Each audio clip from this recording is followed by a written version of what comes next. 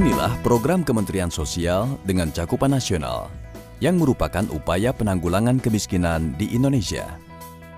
Program ini telah berjalan sejak tahun 2007 dengan nama Program Keluarga Harapan atau PKH.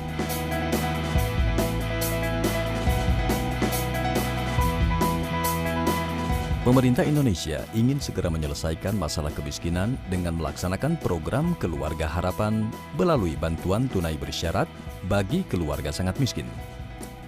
Program Keluarga Harapan adalah sebuah cara menuntaskan kemiskinan yang diadopsi dari negara-negara Amerika Latin seperti Brazil, Meksiko, Chili, dan Peru. Dalam kurun waktu 3 tahun, negara-negara tersebut berhasil menurunkan angka kemiskinan secara signifikan.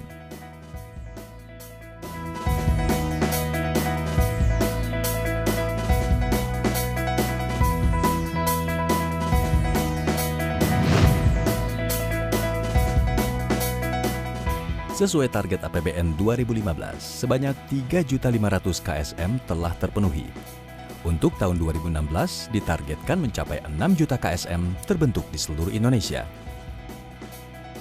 Efektivitas keberhasilan PKH tentunya didukung berbagai faktor seperti faktor persiapan pendampingan, faktor kesehatan, faktor pendidikan dan agama, serta sinergi pemerintah pusat dengan pemerintah daerah.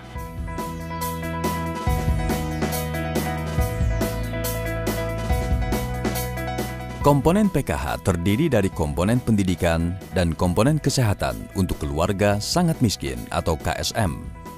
Diharapkan, dengan meningkatnya akses peserta PKH terhadap pelayanan pendidikan dan kesehatan akan memutus mata rantai kemiskinan yang telah terjadi secara turun-temurun.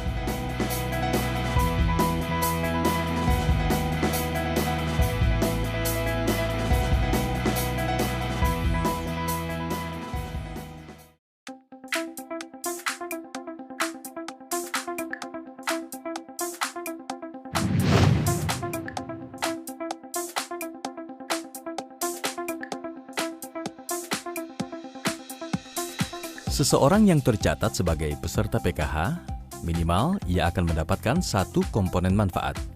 Misalnya seorang ibu hamil, ia wajib mendapatkan manfaat dari komponen kesehatan. Seorang ibu hamil diwajibkan memeriksakan kesehatannya minimal 4 kali dalam periode kehamilannya. Sementara untuk balita harus dipantau tumbuh kembangnya.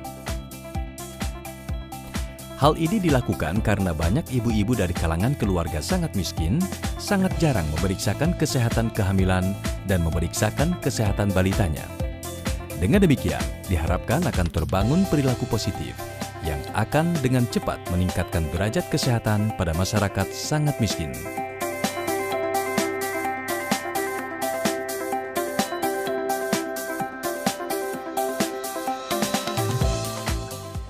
Sementara untuk komponen pendidikan, peserta PKH yang memiliki anak-anak usia sekolah tingkat SD hingga tingkat SMA wajib mendaftarkan anak-anaknya di sekolah-sekolah terdekat, baik sekolah umum yang bersifat formal maupun non-formal. Tingkat kehadiran para siswa anak-anak peserta PKH ini akan terus dipantau dan diwajibkan memiliki tingkat kehadiran sebesar 85%.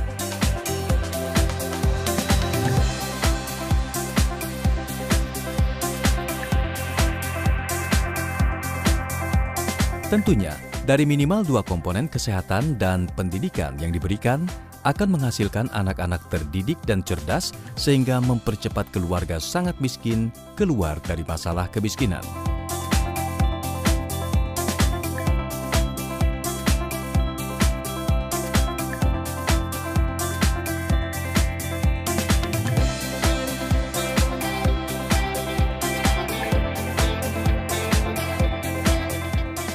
Berikutnya, perhatian akan ditujukan kepada masalah pemenuhan kebutuhan dasar keluarga peserta PKH. Saat ini, setiap peserta PKH menerima bantuan tetap sebesar Rp500.000. Penggunaan bantuan oleh peserta PKH akan mendapat bimbingan dari para petugas pendamping PKH. Sumber data yang digunakan dalam menentukan keluarga yang berhak mendapatkan bantuan adalah berdasarkan data PPLS tahun 2011. Data tersebut kemudian diolah sedemikian rupa oleh PMP2K sehingga menghasilkan angka-angka yang menjadi basis data terpadu. Di antara data-data yang dibutuhkan sesuai kriteria PKH, misalnya keberadaan ibu hamil, balita, dan anak-anak usia sekolah.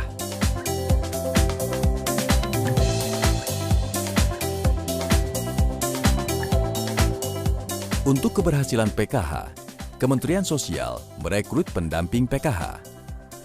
Pendamping PKH dibutuhkan karena dua alasan. Pertama, KSM mempunyai keterbatasan dalam memperjuangkan haknya. Alasan kedua, pendamping mampu mendeteksi segala permasalahan yang ada dan melakukan tindak lanjut dalam waktu cepat. Para pendamping PKH yang terpilih adalah orang-orang yang tepat dan terbaik, melalui proses seleksi yang ketat serta dibekali berbagai pelatihan, agar dapat menyelesaikan tugas lapangannya dengan tepat sasaran.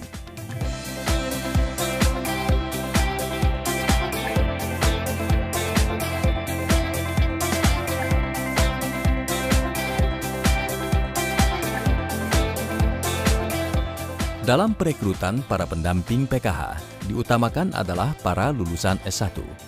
Namun demikian, banyak lulusan D4 dan D3 diterima menjadi pendamping PKH.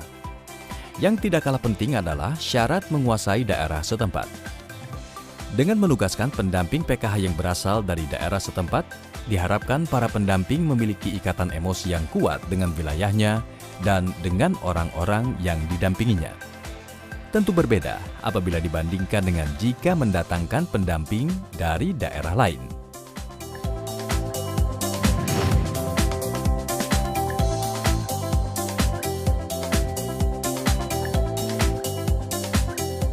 Syarat berikutnya adalah kemampuan berbicara di depan umum. Hal ini dimaksudkan untuk menyaring calon pendamping yang memiliki kemampuan membujuk, merayu, dan memotivasi para calon peserta PKH nantinya. Setelah melalui kriteria-kriteria tersebut, selanjutnya para calon pendamping akan menjalani rangkaian seleksi seperti psikotes, tes tertulis, dan wawancara. Hanya calon pendamping yang memenuhi semua kriteria yang dinyatakan lulus seleksi dan terpilih menjadi pendamping PKH. Ini salah satu hal yang menarik buat saya karena di sini saya bisa bekerja sekaligus saya bisa melakukan kegiatan sosial. Jadi di samping saya juga nanti pengalaman buat saya sendiri, saya bisa bekerja untuk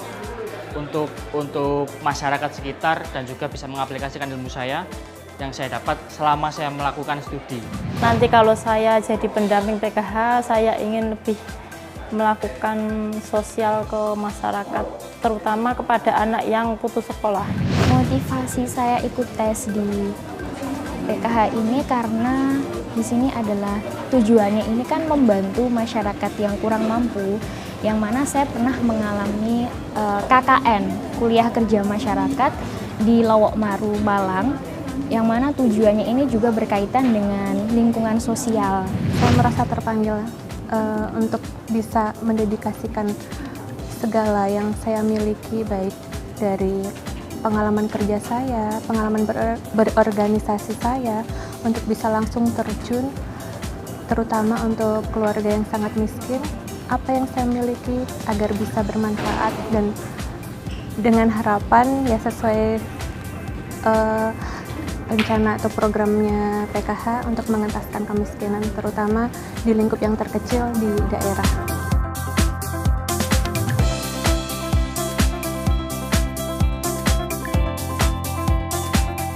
Pada hari yang bersamaan dengan tes tertulis, kelulusan peserta ujian pendamping PKH segera diumumkan. Masih di hari yang sama, peserta wajib mengikuti tes dalam bentuk focus group discussion untuk melihat kemampuan berbicara di muka umum dan menyelesaikan masalah. Terakhir dan penentuan adalah proses interview.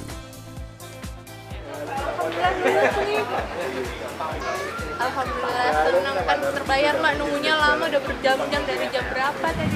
Sudah lulus dan bisa lolos ke tes wawancara selanjutnya. Bersyukur dan minta doanya juga untuk semua teman-teman. bisa lulus sampai tahap terakhir. Terima kasih.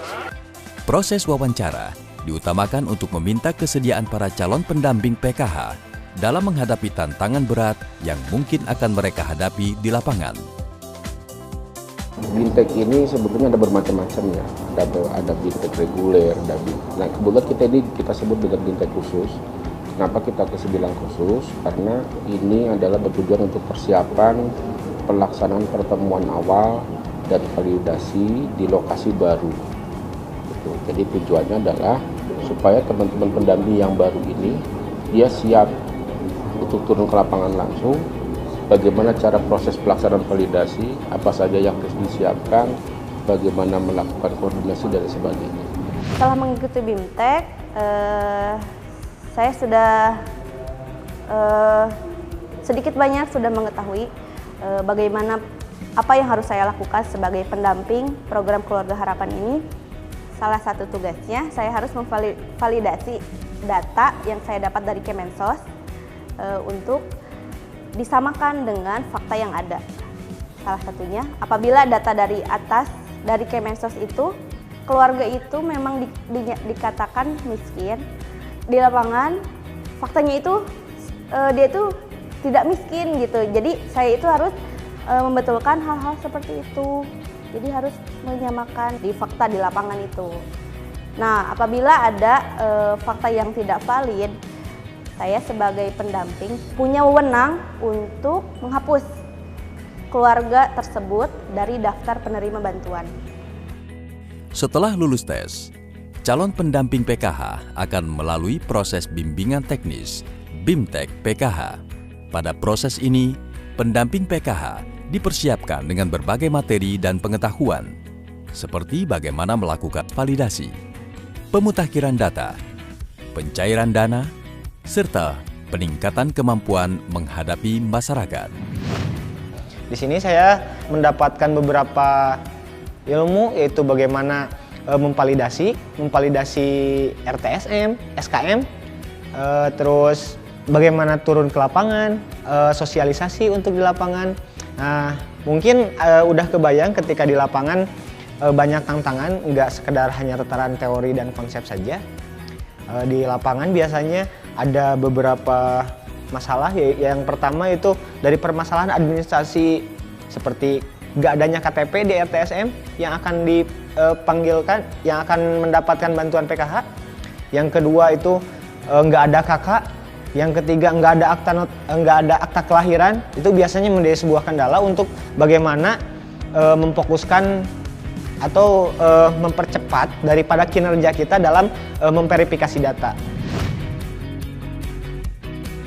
Proses yang juga sangat penting adalah turun lapangan, bertemu langsung dengan para peserta PKH. Di sini, seorang pendamping PKH dilatih kemampuannya menghadapi masyarakat dan melakukan tugas-tugas validasi. Kesulitan yang utama sebetulnya mereka kan orang baru ya. Mereka itu pendamping orang baru, jadi belum tahu situasi di lapangan seperti apa, sehingga kita berharap dengan adanya BIMTEK khusus ini kita memberikan gambaran. Nanti itu di lapangan itu seperti ini yang akan dihadapi. Jadi mereka itu kita bentuk supaya mereka siap nanti turun di lapangan, sehingga pelaksanaan validasi bisa berjalan lancar. Kemudian hasilnya pun bisa kita dapatkan di tahun berjalan. Kenapa? Karena ujung-ujung dari validasi ini adalah dengan adanya kesiapan data untuk proses penyaluran bantuan itu sendiri. Setelah melalui semua tahapan bimbingan teknis dan pelatihan lainnya, mulailah seorang pendamping PKH melakukan tugasnya. Melakukan validasi data di lapangan, apakah peserta PKH memang sesuai target yang ditentukan program Keluarga Harapan. Para pendamping PKH kemudian melakukan tugasnya, membantu proses penyaluran dana bantuan untuk peserta PKH. Pendamping PKH juga diharapkan dapat melakukan pemberdayaan ekonomi masyarakat. Dengan pemberdayaan ekonomi, masyarakat akan memiliki pendapatan tambahan. Program PKH memutus tali kemiskinan rakyat Indonesia.